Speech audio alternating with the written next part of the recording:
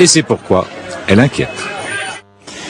Oui, alors en regardant les reportages d'Ariane Bonzon, on a parfois eu l'impression qu'on pouvait dépasser cette vision en noir et blanc de la Turquie. Oui, notamment, vous nous parlez des Alevis, donc vous êtes la seule à nous en parler. Un quart de la population turque qui pratique un islam très libéral, qui font pas la mosquée, qui font pas le ramadan, qui font pas les 5 prières. Ils sont 15 millions, donc ça. Qui ne voient pas leurs femmes. Voilà, un quart de la population turque, et donc vous leur avez consacré un reportage. Dans le quartier, la famille Özderan est un peu à part, car père, mère, fille et fils sont alévis. Ils pratiquent un autre islam, ce qui ne plaît pas toujours à leurs voisins sunnites. Un voisin sunnite qui fait le ramadan m'a insulté récemment en me disant « Si tu ne jeûnes pas pendant le ramadan, ça veut dire que tu es une infidèle. » Son sanctuaire est un peu plus loin, une maison presque banale, où les alévis se retrouvent entre eux. Ils y chantent, jouent du saz et pratiquent le séma, cette danse très mystique dans laquelle femmes et hommes tournent côte à côte. Les alévis s'affirment laïcs contre l'islam politique sunnite. Ils accusent l'État de favoriser et de financer les mosquées et les imams des sunnites. En Turquie, l'État n'est pas objectif. Il finance les sunnites avec l'argent des impôts que nous, les alévis, payons. Ce qui est contraire au système laïque et contraire aux droits de l'homme. Alors moi je dois avouer que j'ai appris l'existence des Alevis en regardant ce reportage que vous avez fait. Bon, vous connaissiez l'existence de cette communauté de 15 millions de personnes? Oui. On n'a pas jamais parlé. Il y a plein de choses dont on n'a pas parlé. 15 millions de personnes. Oui, mais si vous voulez, on peut pas parler de tout. Donc par exemple, on n'a pas parlé du tout de la question religieuse et des minorités religieuses, parce que ce que je retiens, une là. Ah mais justement, je vous le dis, c'est-à-dire que nos confrères par exemple de la 3 ont parlé du statut des monastères et autres grecs et arméniens en Turquie. Je pense que c'est des sujets qu'on aurait pu faire, qu'on va faire. Non, mais attendez, j'ai tiré les Arméniens, oui. C'est très important, mais c'est, je crois, 60 000 personnes encore aujourd'hui. Non, je parle du statut des minorités religieuses. Oui, non, mais les Arméniens, c'est 60 000 personnes. Les Alevis, c'est 15 millions. Oui. Donc, ça veut dire 15 millions de personnes de musulmans qui font pas le ramadan, qui font pas les prières et qui ont je veux dire, la coloration particulière qu'on vient d'entendre là. Très bien. Mais c'est pas. Non, mais écoutez, on ne peut pas parler de tout. On va parler de beaucoup de choses. C'est une mine. Je veux la dire, Turquie. je veux dire, on peut. Non, mais si vous me dites, vous n'avez pas parlé parce que ça ne correspond pas à l'image de l'islam que vous souhaitez vous faire, c'est faux. C'est pas du tout le cas. Ce que je veux dire par là, c'est que effectivement, il y a de multiples sujets. C'est pas les options qu'on a retenues. Il est probable ou possible qu'on en fasse un jour un sur les Alevis comme, et je le maintiens parce que c'est important, sur le statut des minorités religieuses, parce que je crois qu'il faut qu'on traite cette question-là. Elle est aussi dans les rapports des autorités européennes, et c'est un point très très important. Les Alevis, ils sont aussi. Hein. Oui, non, mais justement, parce que moi je retiens. Vous me dites, ce sujet est intéressant sur, j'allais dire, c'est un autre islam. Très bien important. Sûr. Non, mais au début de l'émission, vous parliez de la simplification, et c'est vrai, vous êtes obligé de simplifier. Les sujets sont courts, et moi je me dis, les Alevis, ils ont peut-être été victimes de cette simplification. Non, pas du tout. C'est-à-dire que c'est simplement, et on a fait une émission par ailleurs avec un reportage très long sur la Turquie. Vous auriez pu me dire pourquoi vous montrez pas entre ces deux extrêmes de femmes, femmes à l'européenne, femmes traditionnelles, ces femmes qui se voilent, qui acceptent de se voiler, qui considèrent que c'est comment dirais-je, une sorte de mode, enfin un attribut de mode, qui s'empare finalement de ce voile. On l'a fait. Sujet auquel Ariane Bonzon a aussi consacré. Voilà, on l'a fait nous dans un magazine que je présentais. On l'a pas fait dans le news, évidemment. Alors vous pouvez me dire, mais est-ce que c'est parce que vous voulez caricaturer? Vous le regrettez ou pas? Non, mais c'est pas une question de regret, parce que je pense que l'histoire, elle est encore à venir. Vous voyez ce que je veux dire? Je trouve qu'on a je trouve qu'on a. Vous me dites simplifier. Simplifier, ça veut pas dire être dans l'erreur. Je crois que ce que l'on voit dans le reportage de Claude Sampère, ça existe.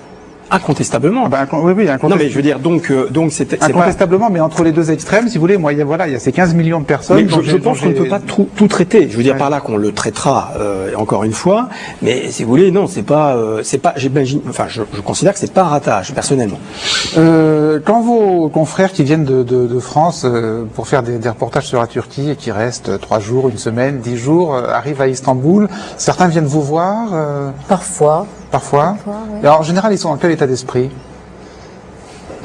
Ils n'ont pas beaucoup de temps en général, vous savez, ils ont premier état d'esprit, ils n'ont pas le temps. Ils n'ont pas beaucoup de temps. Non, ils n'ont pas beaucoup de temps. Ils sont bon. Écoutez, ils sont là pour faire un reportage. Ils connaissent plus ou moins bien le pays. Ils le disent. Parfois, ils disent bon, je découvre. Et puis ils font. Et parfois, ils font. Moi, je vais vous dire, je trouve que parfois, il y en a qui font du très bon boulot. Au moment du tremblement de terre, qui a eu lieu en Turquie, au moment de l'invasion, enfin de la guerre américaine en Irak, je trouve qu'ils ont fait du. Enfin, moi, ce que j'ai vu, j'ai pas tout vu, mais j'ai trouvé des sujets pour des gens qui connaissaient pas bien ou qui venaient ou qui étaient restés peu de temps. Alors, le 17 décembre, pourquoi il y a peut-être eu quelques dérives Le 17 décembre, c'était la réunion qui devait décider, si vous voulez, des chefs d'État européens pour donner une date à au processus d'adhésion de la Turquie, oui. Pourquoi donc autour de cette date-là, il y a eu une grande couverture, la Turquie. Vous avez vu les sujets de... Non, j'avoue, je regarde pas beaucoup la télévision à Istanbul, ni France 2. Non, mais la question qu'on se pose, c'est vrai que quand on voit les images qu'on vient de commencer à voir, c'est quand nos confrères qui ne sont pas spécialistes de la Turquie et qui sont basés à Paris, quand ils arrivent à Istanbul, est-ce que vous diriez qu'en général ils arrivent avec une absence d'idées reçues et un désir de découvrir la complexité de la situation? Il y a autant de cas particuliers, et c'est exactement la même chose. Je connais beaucoup de correspondants de presse qui ont exactement la même chose, des envoyés spéciaux de presse, et radio la même chose. Il y a autant de cas particuliers. Ça se complète. Bon, par exemple, moi je ne fais pas de stand-up dans mes sujets. De quoi, pardon? De plateau. Je ne fais pas de plateau, enfin de plateau extérieur, si je puis dire. C'est-à-dire qu'on ne me voit pas. Oui. Et Arte considère que c'est pas très important de voir qui est Ariane Bonzon. Bon. C'est une autre démarche d'un envoyé spécial. Bon, on l'envoie lui. Il représente d'une certaine manière le Français qui vient voir en Turquie. Alors peut-être que j'ai cette chance-là, moi, d'être un peu éloignée du débat franco-français sur la Turquie. J'ai aussi la chance de travailler pour une chaîne qui a fait une hiérarchie de l'information qui est un peu différente. C'est-à-dire que le débat franco-français, les Allemands vont nous dire, écoutez, on s'en fiche un peu là. Nous, ce qui compte, c'est l'Europe. Nous, on est là. D'ailleurs, nous sommes diffusés à 19h45 jusqu'à 20h, ce qui fait que les spectateurs de France 2, ils peuvent d'abord regarder Arte Info et ensuite ils regardent France 2. En deux mots, puisque c'est vrai que vous rappelez que votre chaîne est vue par des Français et des Allemands, oui. En quels termes se situe le débat sur l'adhésion de la Turquie en Allemagne? Il est moins si vous voulez, il y a moins de fixation, il y a moins de fixation intérieure sur la politique intérieure. Enfin, il n'a pas été approprié. Alors ils ont 2,5 millions de Turcs. Ouais, mais oui, finissez. Et alors ils ont 2,5 millions de Turcs, donc effectivement ils connaissent un petit peu mieux. Ils pourraient, cela dit, avoir encore plus de réactions violentes. Certains disent dans les milieux diplomatiques que, au fond, il y a un certain nombre de pays qui sont pas mécontents que la France fasse beaucoup de bruit. Oui. Parce qu'elle fait du bruit pour les autres. Et voilà. Non, je disais, il faut dire aussi que c'est un débat très franco-français, c'est vrai. Moi, je le crois quand on voyage dans les autres pays européens. Moi, je discutais par exemple avec l'ambassadeur du Royaume-Uni.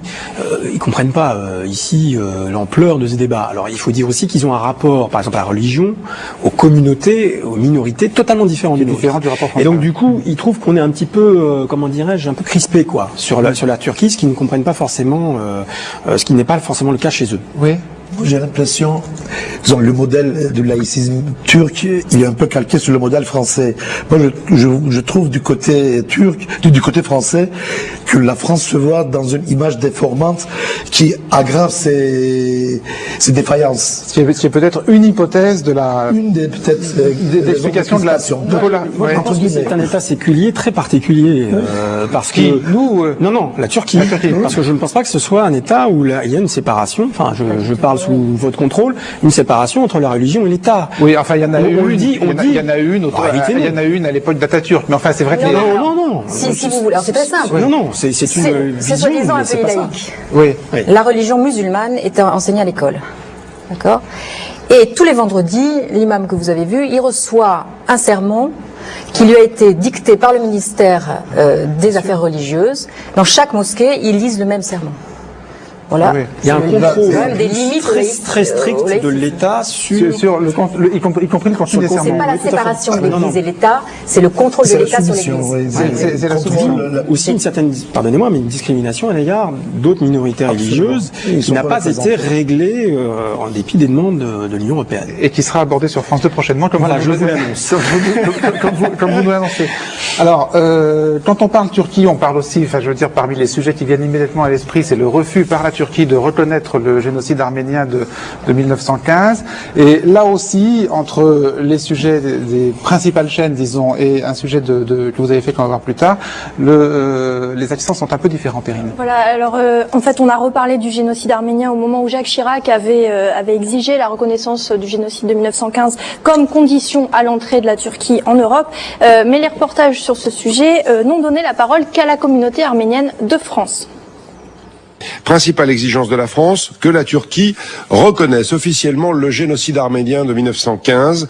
Qu'en pensent les Arméniens eux-mêmes à Paris ? Pour eux, cette question est évidemment essentielle. Voyez ce reportage à Valence, où la communauté arménienne est très importante.